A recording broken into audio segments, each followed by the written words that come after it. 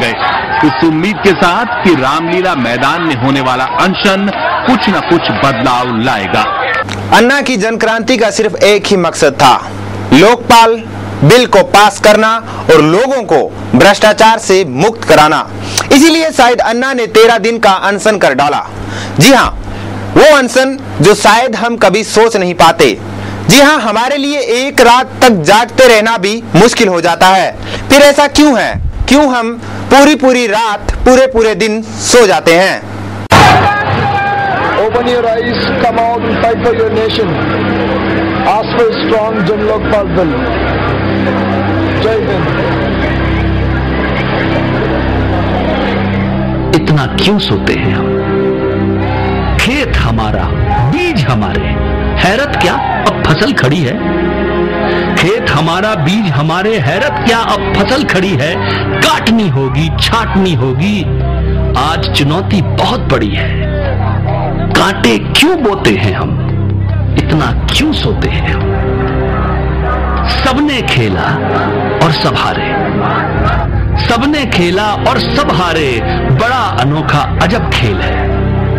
Engine काला, डब्बे काले, बड़ी पुरानी ढीठ रेल है। इस रेल में क्यों होते हैं हम? इतना क्यों सोते हैं हम? लोरी नहीं तमाचा दे दो, लोरी नहीं तमाचा दे दो, एक छोटी सी आशा दे दो, वरना फिर से सो जाएंगे, वरना फिर से सो जाएंगे, सपनों में फिर खो जाएंगे। चलो पाप धोते हैं हम। इतना क्यों सोते हैं हम? इतना लंबा, इतना गहरा, बेसुध क्यों सोते हैं हम?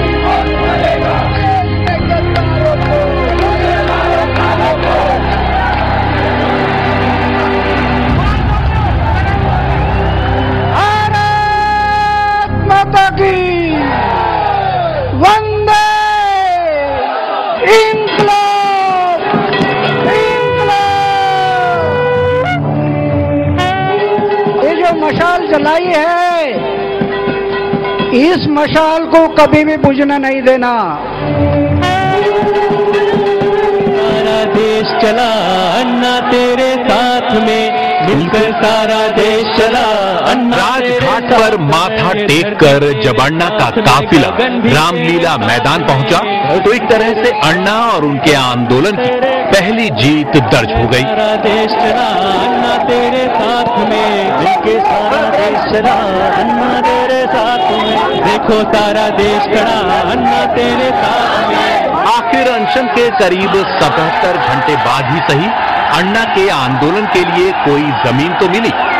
किरण बेदी और टीम के दूसरे सदस्य पहले से ही माहौल तैयार करने में लगे रहे। लोगों के जोश और उत्साह के बीच अन्ना ने ऐलान किया कि अब बगैर हक लिए यहां से नहीं हिलेंगे। शरीर में प्राण है तब तक, जब तक सरकार इन मुद्दों को नहीं मानती मैं पीछे नहीं हटूंगा। मर गया पता नहीं, परवाह नहीं। तो अभी मेरे जीवन में मुझे लग रहा है कि सरकार ने अगर नहीं माना तो शरीर में प्राण है तब तक मैं लड़ते रहूंगा, लड़ते रहूंगा, लड़ते रहूंगा। भारत माता की, भारत माता की। रामलीला मैदान की इस भीड़ को देखकर ये तो नहीं बताया जा सकता कि इसके पीछे किसका हाथ है। उल्टे ये सवाल जरूर उठता है कि यहाँ कौन नहीं है। एक सरसरी निगाह डालेंगे तो समाज के हर तबके की नुमाइंदगी करते चेहरे यहाँ नजर आ जाएंगे।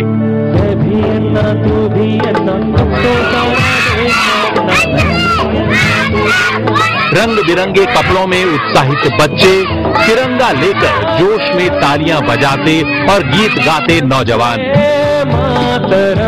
घर का कामकाज छोड़कर आने वाली महिलाएं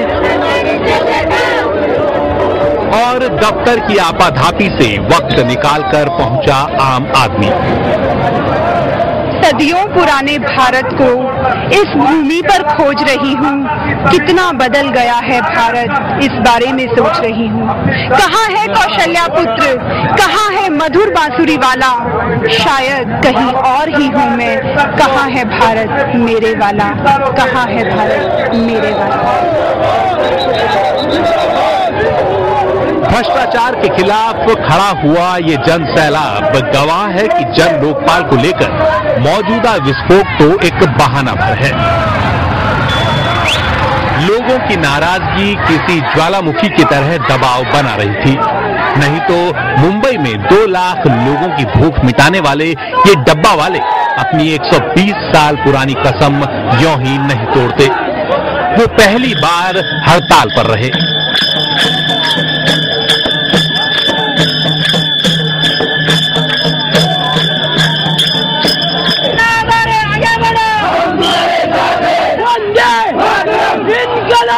मैं तो यहाँ पे 4 दिन से आ रहा हूँ। पूरे भारत में भी ये आंदोलन चल रहा है, कहीं भी एक पत्थर नहीं फेंका गया है। यह ऐसा आंदोलन है कि जिसमें पूरी शांति से चल रहा है। तो हम डब्बे वाले ये मांग करना चाहते हैं कि जो शांति का नोबेल पारितोषिक है वो अन्ना जी को मिले और इस आंदोलन को मिले। आजाद भारत के इतिहास में पहली बार IIT के किसी छात्र ने प्रधानमंत्री के हाथों डिग्री लेने से इनकार कर दिया।